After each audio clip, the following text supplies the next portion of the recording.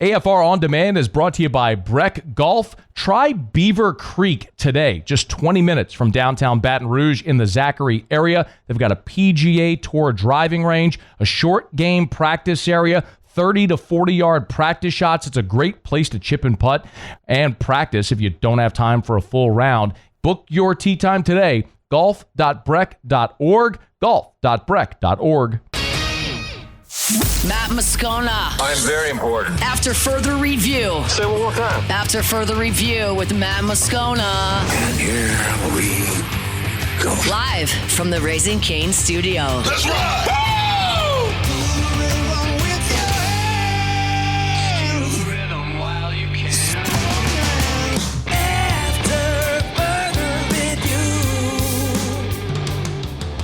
Hour 2. Off we go.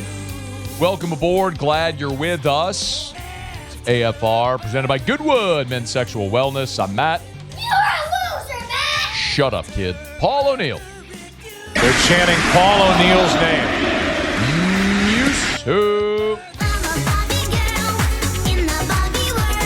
And Mr. Toby Tomplay. All right, we're here. Glad you are as well. Get out there and make it a good one.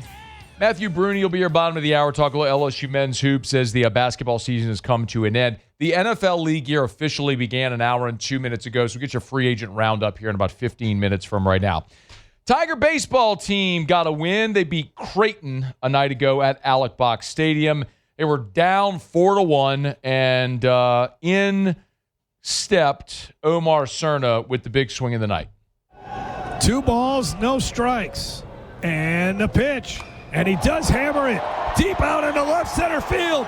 This one is gone! A grand slam by Omar Cerna. Yeah, that needed not a bit of drama in the call. Jeff Palermo on the call. It's a great call by Jeff. I'm not saying that. But, he hit that thing 454 feet. That was a no-doubter off the bat, never close. It was out of here. I mean, what a swing and what redemption for Cerna, who struck out in the first inning with the bases loaded in a similar spot. What a interesting juxtaposition Tuesday night was. Because first 4 innings of that game, the first 3 innings, were an atrocity. In the last 5 innings, the last 4.5 innings, showed how talented this team is, that when they play to their capabilities, how they can dominate. I mean, let's start with how bad it started, okay? First of all, Reagan Ricken got a 1-2-3 first. That was great. Go to the top of the second. Clean leadoff single up the middle. After that, Ricken throws the ball into right field on a pickoff move. Then gives up an RBI single when LSU shifted. It would have been a rollover grounder to the 4-hole. Second baseman shifted over toward the bag. Instead, it's an RBI single. Just like that, you give up a run. Then Ricken goes wild pitch, another wild pitch on a walk. They go get Dothy, who... this is almost inexplicable this happened. He gets a pitch clock violation before he throws a pitch. He's coming out of the bullpen. Before he throws his first pitch, he starts 1-0 because he didn't throw the pitch in time. Walks the guy on 4 pitches. They go get Plog, who, by the way, now the bases are loaded because you've walked back-to-back hitters. They go get Plog, sack fly, you're down 2-1. Then they bunt, and Cerna, who in the bottom of the first struck out with the bases loaded after they intentionally walked Dardar to get to Cerna. I get it. They walked the lefty to get to the righty, and it paid off. But they intentionally walked Dardar to get to Cerna. He strikes out with the bases loaded. Then in the top of the second, they bunt. He's able to look the runner back to third. And a play that my nephew's 9U team should be able to make. Pick up the ball, step into the field, give yourself an angle, make the throw. Cerna chunks one right in the helmet of the runner. Now, he got bailed out because Jay Johnson challenged it and they ruled runner's interference. Look, Ronnie Rance and Lynn Rollins on the call. They didn't know the runner's interference rule in college, how it differed, and sure surprising to me because that felt like Jay was challenging it like a pissed-off teenager, man. I don't like the call, so I'm just going to challenge it. And he won the challenge. God bless. Great. It doesn't make the throw from Cerna any less, any more inexcusable. So you get bailed out there, then Milam catches a line. Milam was awesome defensively in this game. But that was awful. You come up in the bottom of the second. You have second and third and one out. Jake Brown up, strikes out, Dardar, strikeout. Second and third, less than 2 outs. You don't even put the ball in play. Absolutely atrocious. You go out the third. Plug strikes out the first batter, then goes walk, walk, hit by pitch. He loads the bases without even making them swing the bat. Goes and gets Maverick Rizzi, gives up a single, you're down 4-1. I mean, it was awful. Awful. All the bad vibes, all of them. And then you get a run in the bottom of the fourth, and Devin Sheeran entered in the fifth, and the whole game changed. Sheeran and Santiago Garcia combined for 5 innings of shutout baseball on just 2 hits. And one of the hits, by the way, was a double, air quotes, that Garcia gave up. That was a flare over Ruckert's head at second that Ruckert couldn't get back to, and Jake Brown was coming in for and couldn't get there. But because the guy was on his horse, hustled the whole way, he ends up at second base on a double. Nobody hit the ball hard. They were awesome. Both those guys were awesome. And it opened the door for your offense because if you're trailing, you can't get back in the game unless your pitchers are throwing up zeros. And you found a couple of relievers that were throwing up zeros. And that allowed you to get back into it in the bottom of the fifth, where they went hit by pitch, single, hit by pitch, Cerna's grand slam. So they put 2 guys on. You got to make them pay. Cerna did. Back in the first inning, the guy that was stranded at third, the runners at first and third back in the first inning were 2 hitters that were walked. And you couldn't get those runs home. You got to make them pay. And they did in the fifth on Cerna's grand slam. And then in the eighth, Jake Brown did what Jake Brown has done all year. I mean, to give LSU the final margin there on the 2-run homer. Don't worry about it. Brown smokes one deep out into right center field. This one's got a chance, and it's gone! A 2-run blast by Jake Brown.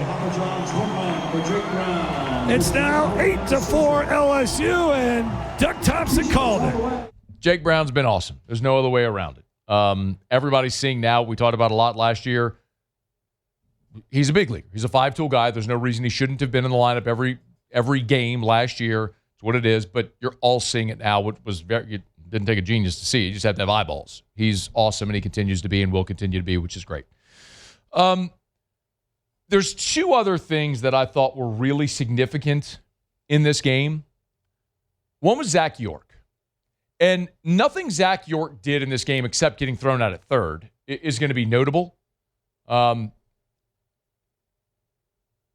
But in this game, York was 2 for 3. In his first at bat, he popped out to foul territory.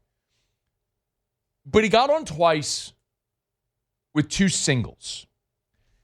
And that may not feel notable, but Zach York, the praise he had gotten all throughout the preseason was his plate discipline, cut down on the swing and miss, his ability to put the ball in play. And that has not been there. It has been a feast or famine start to the season for Zach York. The strikeout numbers, way too high. And so the pop-ups have been a problem. I don't have a spray chart. They don't give us access to those advanced metrics like that to be able to look at how many of his outs have been pop-outs. But you're watching every game like I am. You're seeing it. Sometimes you just have to play a team concept offensively. And put the ball in play. Put it where they aren't. When he was hit by the pitch in the 7th, earlier in that, they were shifted against him. The first pitch, he tried to drop a bunt down the third baseline. Good. Just get on base. It's what too many of these guys are missing right now is the team concept offensively. Get on, get over, get in. There's so much talent on this offense. You just got to trust that they have those guys behind you that are going to pick you up. So seeing Zach York hit 2 singles in this ball game was really encouraging to me. I would love to see him hit more singles. And eventually, he's going to run into him and they're going to leave the yard. But what you can't have is a guy striking out as much as Zach York is and has so far in this season. He's got to be able to put the ball in play. And he's capable. He's certainly capable of it. And he showed that game last night. So that was very encouraging. York right now in the season has 14 strikeouts and 14 walks. Cade Arambiti's 18 strikeouts. He's the only one with more. So 14 strikeouts and 59 at-bats right now for Zach York. Put the ball in play, brother. And then we saw Chris Stanfield last night. Jay told us on Monday on his coach's show that Stanfield, they were easing him back in, right? That we'd see him in some capacity, a limited capacity, but probably wouldn't be ready to be in the lineup until, maybe 7 to 10 days is the way he said it. But when LSU got the lead, they made the defensive replacement. They put Stanfield in left. He did get an at-bat. He struck out. If you watched it, it was awful. Very reminiscent of Dickinson last year when he broke the hamate bone. He tried to bunt, couldn't get it down, swung and missed on a defensive swing. It's just very clear. Like, he's not ready to swing. That's okay. But you put him in as a defensive replacement, and I'll take that. I'll take Stanfield's glove in the outfield and whatever he might give you at this point offensively until he's back as a full go. But seeing Stan, and by the way, he had 3 putouts in the game. What's the old adage? The ball will find you. And it found Stanfield 3 times last night, which was cool. By the way, this was Jay after the game on getting Stanfield back in the lineup. I thought it was a good time to get him on his feet again for 4 or 5 innings. I hit off the machine today. He's completely cleared. He's 100% cleared. But there's a arc to doing this responsibly that, I'm trying to manage. But, man, I love having him back. And, as he deserves. Like, it was great to hear the fans get so excited because he's one of the most underrated contributors to what we did last year. Talking about the SEC leader in doubles. The defense, the base running, the clutch hitting. He's a very vital player to what we're doing. Should we have lost a few games without him? I don't think so, but I'm really happy he's back in the mix. I don't think you're undefeated if Chris Stanfield plays all those games. I do agree that you are fundamentally different. You have had defensive liabilities in left field on plays that Stanfield would have made routinely. And I do believe having a table setter at the top of the lineup would have changed the trickle-down effect like we've talked about for LSU offensive. So I do think it is significant having Stanfield back in whatever capacity that may be. So we'll see what role he might play this weekend against Vanderbilt in Nashville. The Tigers rally, get a win, little bit of an exhale spot, feel good in your belly before you head up to Nashville. The best news for LSU going to Nashville? Evans, Moore, Schmidt. You're going to beat a lot of teams rolling those 3 dudes out there on the weekend. All right, brought about Rouse's, the official supermarket of the New Orleans Saints. Rouse's.com, Rouse's.com, Rouse's.com. Hey, crawfish every day. I'm going to keep reminding you this for as long as they have crawfish. And we're just rolling through crawfish season right now. But remember, crawfish is boiled in-house every day at their in-house boiling rooms. It's not leftover. It's not boiled from someone else and brought in. They have in-house boiling rooms at all 76 Rouse's locations. So when you go into Rouse's, go find their hot and boiled kiosk. You'll see the crawfish, bag, tag, corn, potatoes, the whole fixins, all of it. Grab, go to the register. You got it. Rouse's, the official supermarket of the New Orleans Saints. St. Patty's Day, the wearing of the Green Parade this weekend. You're going to be out on the parade route. You want ice cold beer. You want party trays, platters, whatever it's going to be. Swing in a Rouse's. They got everything you'll need. And, of course, all your ice cold beer, your adult beverages, water, everything for the kids. They got you at Rouse's. Helping you make your groceries for, 100 years. Rouse's.com, Rouse's.com. Rouse's. This feels like home. All right, y'all. The LSU men's basketball season came to a close today. Matthew Bruni from On 3 will be here in 15 minutes. Talk a little bit about it and what the future might hold for Matt McMahon and the Tigers. When we come back, though, the NFL League year is an hour and 15 minutes old. We'll get you caught up on what you missed. Stay here. It's AFR. AFR. REV. Let's rev. Let's rev.com. Let's rev.com. Let's rev.com. Love telling you about Rev. The Moscona household, we are Rev customers. Here at Guarantee Media, we are Rev customers. At Parish Construction and Roofing, we are Rev customers. You'll see these Rev ads highlighting businesses that trust Rev all over the market and the region, because you'll see what we know, which is that if you're a business owner or at your home, you want high-speed internet backed by the security of an all-fiber network, lightning-fast speeds up to 5 gigs, great local service, you want Rev.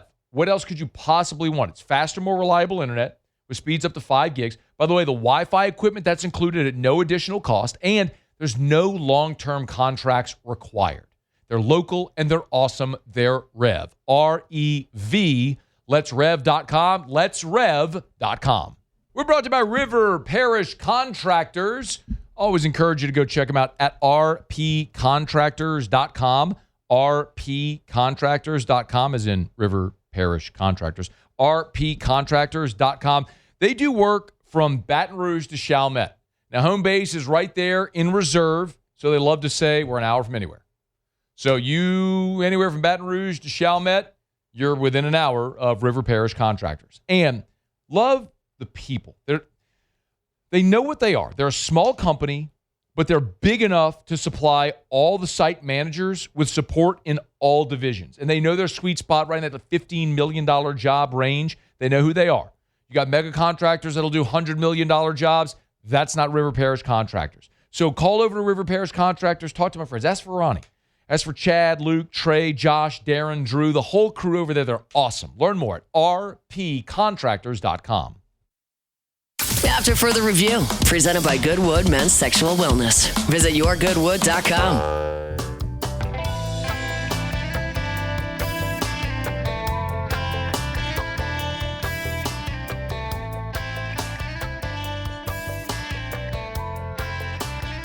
I'm going to have to check out the rest of your playlist over there, Muse. I got some requests we got to get in.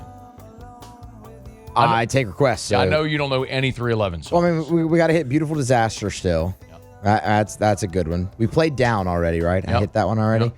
Okay. I know those were the two that we really liked. That I know that you really like a lot there, too. What was the other one I played already? You played Amber. No, I haven't played Amber. You don't like Amber. You played Amber first. I did not play Amber first. It started with an A, but it wasn't Amber. It was All Mixed Up. I played All Mixed Up. Oh, you played All Mixed Up? I did. Oh, I missed that was the first one, yeah. I know. See, I remember you don't really like Amber. From the self-titled album. Oh. There's just so many good ones. I was listening to Eagle 98.1 this weekend, and they played, it was a deep cut from that self-titled album. Which one was it? It's hard to think of it. You ever find it hard to think of another song while you're listening to a song? Like I'm listening to it, and so like I'm trying to play the song in my head, and all I hear is this. All I hear is this? No, I don't think I've ever done that. Yeah. I'm not one of those people that could study with music on or TV on. Like I need quiet. Oh, see, I liked the music for studying. See, I can do that. Yeah. I can do that all. Way too distracting. I need to lock in. Couldn't do it.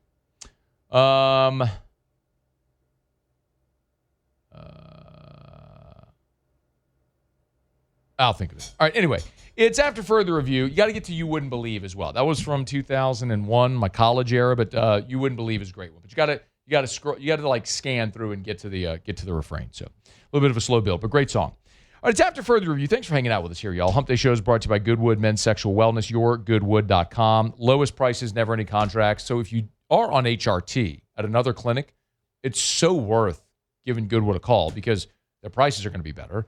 And remember, when you do your blood work every 6 months, they pick up the freight for that blood work. Like you don't pay for that, they pay for that.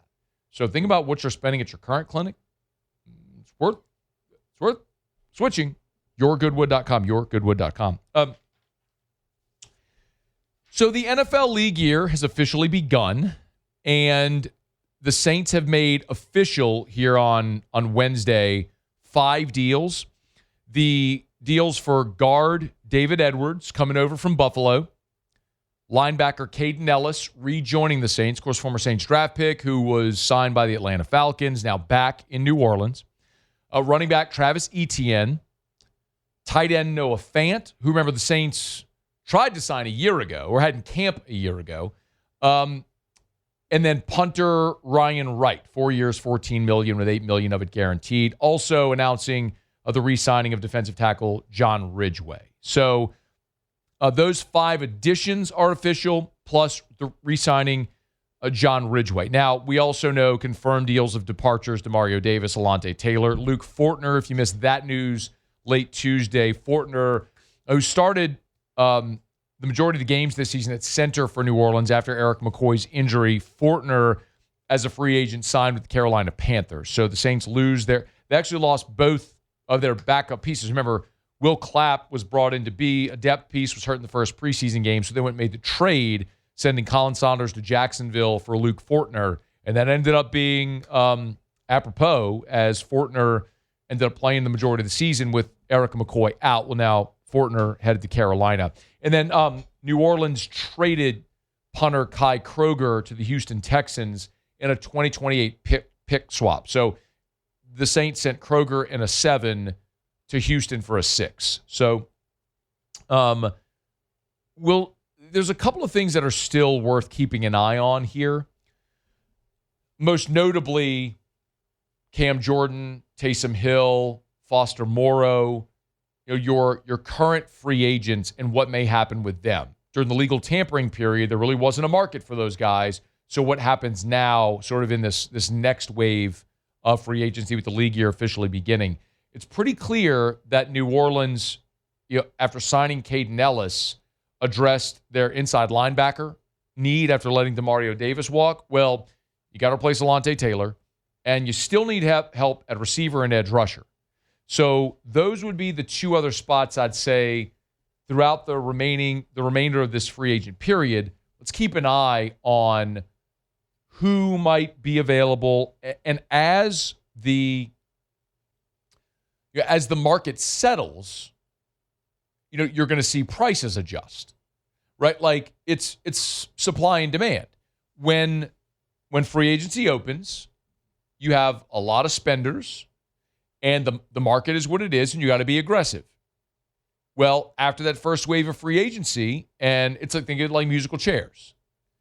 Music stops, pull chairs. Well, there's still a bunch of people standing out there, and there's fewer chairs. A lot of those roles are filled already. So your value decreases the deeper you go into free agency, as there isn't as much demand for your services as a player. So the Saints now looking for what their major needs are. And this may be a thing where Cam Jordan ends up back on a 1-year bargain basement deal because there isn't really a market for him, which I think is kind of what we all assumed would happen. I am assuming Taysom Hill won't be back in New Orleans, as it felt like he was saying goodbye at the end of last season. I would assume the same with Foster Moreau, as the Saints have added Noah Fant and, of course, already have Juwan Johnson. So those are some of the things that remain to be seen. But, our feeling here, talking about the Saints and free agency, is they've actually done a really solid job. I hated letting DeMario Davis go. And you all know that. We've talked about it plenty. But everything else they've done, not overpaying for Alontae Taylor, love it. Actually going and spending money to solidify your starting left guard position, love it. Going and signing a 1,000-yard rusher instead of using the 8th pick in the draft on a running back and overvaluing that position with a top 10 pick, love it. I love a lot of what New Orleans has done, except letting DeMario Davis walk.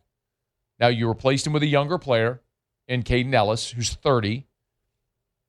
But I also think it's fair to say Caden Ellis at 30 wasn't performing at the same level as DeMario Davis at 37. So, and over the next 3 years, do you anticipate Ellis continuing to play at a high level? Or how high of a level? That's something we won't know if this was a good signing for another 3 years. How does Davis work out the next 2 seasons with the Jets? How does Ellis play in New Orleans? Time will tell. But just to be on the record, as you all know, that's the one thing I disagree with. Everything else they've done, I've been on board with. And there's a lot of rave reviews. Like Brian Baldinger on the NFL Network loves what the Saints have done so far in free agency. I like what Mickey Loomis and Kellen Moore are doing right there because it always starts up front. Kellen Moore won a Super Bowl with the Eagles with the best offensive line in football, Saquon Barkley. So what are they doing? They go out and get David Edwards, who basically started 18 games for the Bills, was a very consistent player the last couple of years with them, didn't have a single holding call this year. Go get Travis Etienne, coming off his best season as a pro. He caught 7 touchdown passes. He ran for 7. He's an explosive back. He stayed healthy this year. I can see this thing starting to come together because, honestly, once you identify Tyler Shuck as your franchise quarterback, and they have. Then you just start building around him. I feel like the Saints are building this thing the right way, brick by brick, and I think they're getting back to respectability and to winning games right now. Odd to say, but after really the last half decade of watching a championship culture and foundation erode, but it does feel like they're getting back to that, and it all starts with seemingly having hit on Tyler Shuck. And when you have that position in place, you can start to build everything else in place around it. And that's what the Saints are doing. Pretty good job so far. All right, it's after further review. Remember, we're brought to you by Evermore, EVAMOR. Always love having my Evermore with me here. Drink it every day. Last night, got home. I have 64-ounce bottles in my desk at work here. Got them at home. Got home last night after Miracle League with Drew. Opened up a bottle of Evermore. Was drinking it while watching the baseball game. Got in my home sauna last night. Hydrating with Evermore. Doing my podcast last night, Locked on LSU. Have a bottle of Evermore with me. You just keep it with you, and it's a great reminder to stay hydrated throughout the day. EVAMOR, evermore.com, evermore.com. Available at great local retailers, so you can find the retailer nearest you at evermore.com, or you can always buy Evermore online at evermore.com. There's a Buy Now tab there at the top right of the homepage if you go check it out. EVAMOR, evermore.com, evermore.com. All right, y'all, it is after further review. Thanks for hanging out with us here. Hump Day edition of AFR. We are presented by Goodwood Men's Sexual Wellness. LSU basketball season ended today. Tigers lose to Kentucky 87-82 in the opening round of the SEC tournament. Matthew Bruni from On 3 covers the Tigers. He'll be here to talk about the future of the program next. It's AFR. AFR. River City's 1 hour air, where they're always on time, or you don't pay a dime. 752-0001, 752-0001, 752-0001. Temps creeping up into the 80s again today, 82 degrees. If your AC isn't keeping up, call River City's 1 hour air. Remember, nights, weekends, they'll always come out. They'll never charge you extra to come out nights and weekends. And when you call River City's 1 hour air, you're going to talk to a person. This blows people's mind. Is that we all just assume now when you call a phone number to a business, you're going to get AI, you're going to get some automated answering service.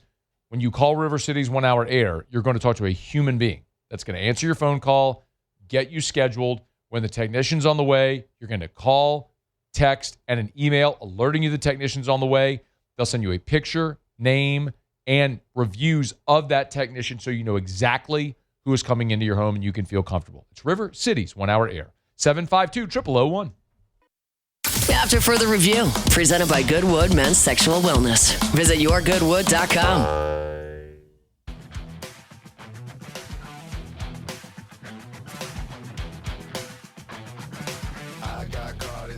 There certainly were plenty of challenges this season, but it's part of coaching, it's part of college basketball, and really thankful for our group, and we'll look forward to wrapping up with them, and I'm sure we'll break down and kind of map out where things got to be better and where we can make improvements as a program.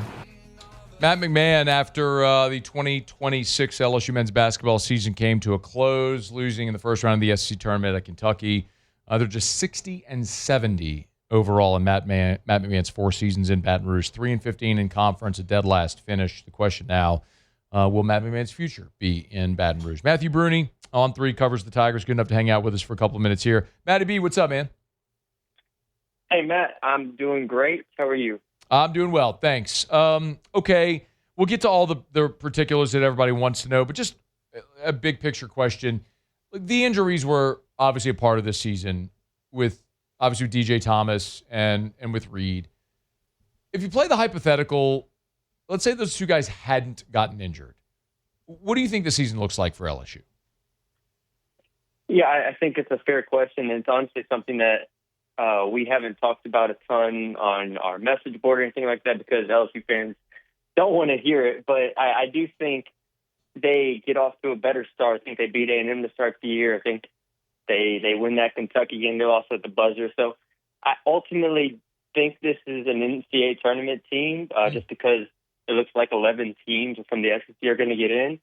And I think they would have finished around 7 to 8 wins in the SEC, somewhere in that Auburn range, Oklahoma range. Wow. What a dramatically different conversation we'd be having right now. How much of the shortcomings do you put on Matt McMahon? I think it is fair to criticize him. And, I just said they might have won, 7 games in the SEC if they were healthy. So, that's one thing. But I think the most disappointing thing for me watching this team has been the defensive side of the ball. I think they are big enough. I think they are athletic enough to have played better defense than this. When DJ Thomas got hurt, I knew the offense was going to take a hit, right? That's what we know about Thomas and his ball dominance and just how he creates for everybody. I wasn't expecting the defense to finish 14th in the SEC in efficiency. I wasn't expecting the defense to completely fall off, and, they're not a dominant rebounding team. So it really troubled me, and I think that's where I can put a lot of blame on McMahon in terms of, all right, you're handed this adversity. Obviously, Thomas is down, but your defense is somehow even worse than your offense in SEC play. And I think that's very, very valid criticism of his this season. So on Twitter at Matthew Bruni _ give him a follow. Through 4 years, would you say that this program under Matt McMahon has an identity? I don't think you can say that because I think there's been too much turnover year over year. A lot of these programs that do have an identity, either one of two things. Either they have returners year over year, like a Tennessee every year, they have one of those lead guards, like a Zakai Ziegler or something like that. Or it's the Calipari style where you get high-level talent, high-level freshmen, and you let them play and you score a lot of points and, have an open system. I think there's been too much turnover, too many injuries for him to really have an identity. I would have loved it, again, if this year they really embraced the defensive side of the ball once CJ got hurt, but they just weren't able to do that. So I do think that is another fair criticism of McMahon is, you don't really know what you're getting with him. I think in an ideal world, you have a high-usage point guard, like we saw with, obviously, John Morant, Cameron Payne, a lot of the Murray State teams, and then this year with DJ Thomas. But other than that, I don't think there's much to hold on to. Do you think he deserves a 5th year? I don't think I can say he deserves it. I understand all of the misfortune. I understand the bad breaks. But ultimately, this is the SEC, and, you get 4 years at a program, and we understand the situation he was put in with Will Wade, the sanctions and all the cloud and everything like that. But ultimately, you kind of have to make the most of it, and if it doesn't work out, it doesn't work out. So I don't think I can say that he deserves a 5th year. I think it just might happen. Yeah. Well, you mentioned the name that everybody wants to talk about. What do you think about the possibility of Will Wade returning to LSU? I think there is a real possibility. I think it's on Will to ultimately make the decision and see what's best for him. I think if LSU is going to go all in on men's basketball, which is the decision right now, it's, how into men's basketball are you going to be when you just obviously hired Lane Kiffin and obviously built a $40+ million team for football? Do you really want to do it right now? I think the one name that would get them to go all in would be Will Wade. And with that being the case, he just took the NC State job, obviously. They're projected to be a 10th seed in the NCAA tournament, so they'll make it. And with that being the case, we'll have to see if he reciprocates that interest and if there can be some traction there. If not, I would guess that they retain McMahon and run it back one more year. First of all, I completely agree with that sentiment. If Will wants to come, he'll be the coach. If not, they'll run it back with Matt McMahon. Do you think, let me ask it a different way, do you think Will Wade would win here at the highest level, meaning make LSU a Final Four and championship contender? Final Four and championship contender is a lot. I think he can get them back to a top 20 team, top 25 team consistently, which is obviously where they were at their peak. I mean, they won the SEC championship clearly and made Sweet 16. I think that is very attainable. But I think it would have to be more than just him to get them to that point. Obviously, the investments, the overall competition, we saw them bump up McMahon's roster cap this year pretty significantly. I think it would have to take another moderate step forward if Will Wade was the coach in order to get to that level, because we're talking Final Fours, we're talking, the Arkansas, how much they spend, Florida year over year, Kentucky year over year. It's just the top 4 or 5 in the SEC are going to spend maybe close to $20 million or $15+ million on a roster. And that, they'd have to get towards that range, I think, no matter who the coach is, but especially, I think, with Will Wade. On Twitter at Matthew Bruni _ over at On3. You want to take a guess what you think happens? I won't hold you to it because none of us has a crystal ball, and I certainly don't think any of this has been decided yet. You want to take a guess? Yeah. No. I really think it's going to be interesting over the coming weeks to see how NC State does. I just have a hard time if they win a game in the tournament at NC State and they really are like, no, we're going to pour in, we're going to do everything here.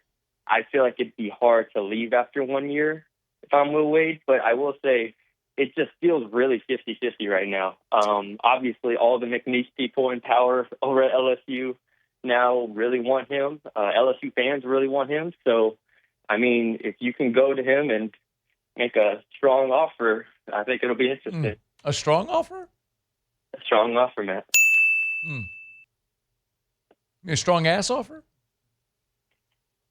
I'm good at my job. Matty B, well done, sir. Thanks for the time, man. Appreciate it, Matt. Anytime. All right, be well. It's After Further Review. We're brought to you by Arco Power Systems, ARCCO, Arco.com, Arco.com. Matty B got some generator power run. He could power your entire building with that mic drop right there. Love that so much. ARCCO, at Arco. They're turnkey over at Arco. They can sell, service, install, rent you that Generac industrial generator. Okay, this isn't a generator for your home. It's for your business. ARCCO, Arco.com, Arco.com, Arco.com, Arco Power Systems, Arco.com. Remember, not just in Baton Rouge. All over Southeast, okay? East to Mobile, west to San Antonio, north to Little Rock. Draw a big circle. You anywhere in that footprint, you're a business owner anywhere in that footprint, you need industrial Generac generator power, you need Arco Power Systems. ARCCO, Arco.com, Arco.com. Look at this. Got a little break here in between the SEC tournament games. So they're running the SEC storied on the Bluegrass Miracle. What do they call that? Do you remember, what did they call this? It was called, if it's the one I'm thinking of, it was called Miracles, and it parallels the Bluegrass Miracle and, unfortunately, the Mardi Gras Miracle as well together. God. That part's brutal, but it's actually good. It's actually really well done. But this actually might just be the one on the Bluegrass Miracle. No, they have, because I keep glancing up. Miracles. Yeah, okay. Good call, Muse. I keep glancing up, and they were showing, I was seeing some basketball stuff, and I don't know that I've seen this, so I was thinking maybe they were just, like, talking about how Kentucky has been a basketball program, and then this was a big football moment, and whatever. But no, yeah, that's what they're doing there. So I looked up and I saw Dale Brown and Clarence Caesar. Hey. Shout out. Caesar! Lefty, 22. Bro, it used to be so much fun. Like, if you're, I recognize fully that there are many of you that are older than me, who maybe remember pre-Dale Brown, but certainly the beginning of the Dale Brown era throughout the 1980s. My awareness of LSU basketball started in the late 1980s. So, like, when my family moved to Baton Rouge, the first year we were here was the 89-90 season. And that was Shaq and Stanley and Chris. And, I mean, what a time, right? I mean, what a time. It's like, so all those teams, Caesar and then Jamie Brandon and all those teams then went into the Ronnie Henderson, Randy Livingston years. And then everybody knows what happened, with Lester Earl and everything subsequent. But we know what it can be here. It doesn't have to be an afterthought. But it takes the right person that's going to inject life, and you got to win. It's that simple. I mean, people around here don't love LSU baseball because they love baseball. People around here love LSU baseball because it's won 8 national titles. Dede Bro wasn't filling the PMAC for gym meets. They started filling it when Jay Clark came, brought the best gymnast in the world here, and won a national title. That's when they started. And it's amazing. I'm a big gymnastics fan now. My family supports gymnastics. We love it. But I wasn't watching gymnastics when Dee Dee Bro was here. She was a coach for 40 years because nobody was watching. Nobody paid attention that she'd ever won anything. Jay Clark comes in, starts getting you there and winning natties. Yeah, okay. They can do it again, man. Anyway. All right, quick break. Hump Day edition of AFR, brought to you by Goodwood Men's Sexual Wellness. Not going to break. Come back. Muse to do Tigers and the Pros. Don't you move. AFR. Love telling you about our friends over at the Watermark and the Renaissance. Watermark downtown, Renaissance Southtown. Watermark, Renaissance, of course, right there on Bluebonnet. That's where the LSU football team spends their Friday nights before home games. Listen, say it all the time. If it's good enough for the football program to basically move football operations east on the Friday before a football game, perfect for whatever event you got. I mean, they use the grand ballroom for like their team meetings and their team meals and prayer services and things like that. Then they have like smaller rooms or breakout rooms for like the positional meetings. So whatever you've got going on, a giant fundraiser, an awards banquet, a wedding reception, some type of conference, they can host you there at Renaissance. There's plenty of guest rooms as well to accommodate whatever event you got going on. It's a Watermark downtown, Renaissance Southtown, Renaissance Baton Rouge. After further review, presented by Goodwood Men's Sexual Wellness. Visit yourgoodwood.com.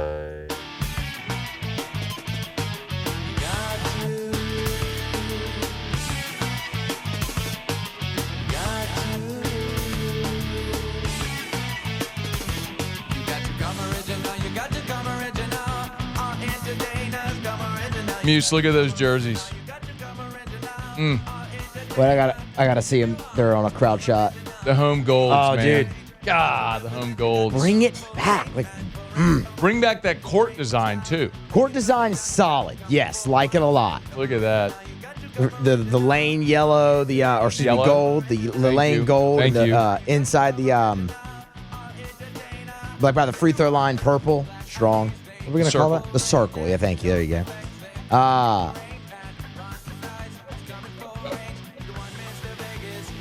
That's what we were looking for. We got there. Yep.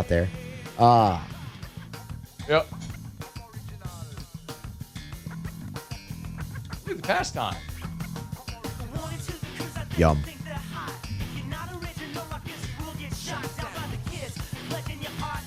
Like going to the pastime, getting me a big ragu. Just keep this going. Muse hit Tigers in the Pros. Let this be Tigers in the Pros today. All right, I'll just start then. Oh, you can't hit the thing? How about you hit the thing, and then put it back up later? Here, let's do this. Yeah. Tigers in the Pros. They still bleed purple and gold. They're just really rich now.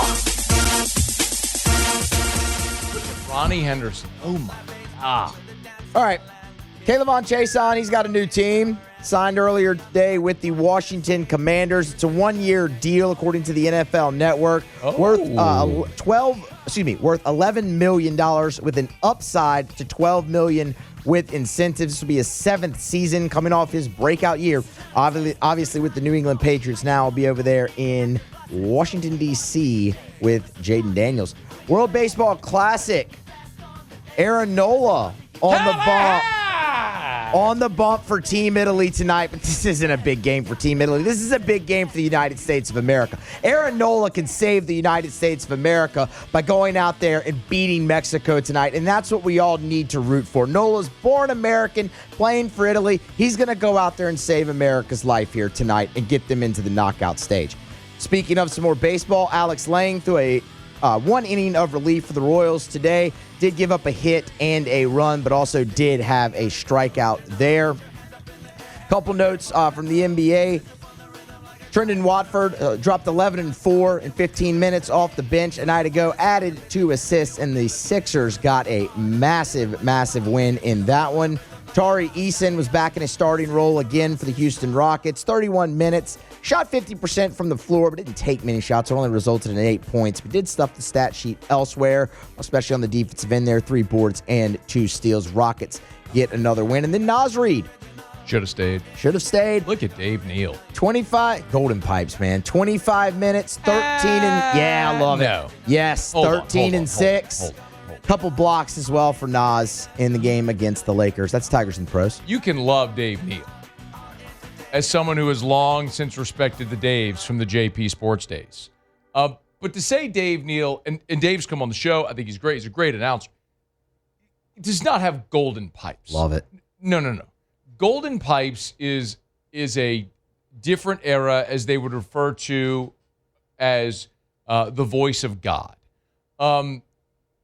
Dave Neal does not have golden pipes. He is a very recognizable voice. He's an excellent broadcaster, both college, football, basketball, baseball. Very good at baseball. He's fantastic. Fantastic at baseball. You can't say golden pipes. I'm going to give you some side-by-sides and illustrate to you. Okay, here we go. Well, I don't have readily... Oh, I thought you were doing this now. I don't have readily available audio clips of... Oh. I thought you were just going to be like Dave Neal, Keith Jackson. I thought that's what you were going to do. Keith Jackson. I would not say golden pipes. No. Interesting. Again, a recognizable voice. Someone who is what's the word I'm associated with? I don't. What's my word? Oh, look at Steve Shaw. Hey, there he is. Hour 3 next. After further review. He is synonymous with college football. My goodness. Williamson Eye Center. Synonymous with perfect vision. Give me one. How about that? WilliamsonEye.com. Williamson, EYE.com. Want to see 2020? Call 924-2020 for the Williamson Eye Center. Tell you, man, set up that consultation. And it doesn't matter if you're not a man. I said tell you, man, just as an expression. But if you're a woman, great too. It doesn't matter. If you want to see 2020, call the Williamson Eye Center. Dr. Blake Williamson will sit down with you, go over all the options. Maybe it is LASIK. Maybe you don't want LASIK. Evo ICL is an alternative to LASIK for people who are nearsighted that is completely reversible, where they implant a contact lens into your eye. Learn more about all the amazing options that are available at the Williamson Eye Center. Call 924-2020, 924-2020, or go to WilliamsonEye.com, WilliamsonEye.com, WilliamsonEYE.com.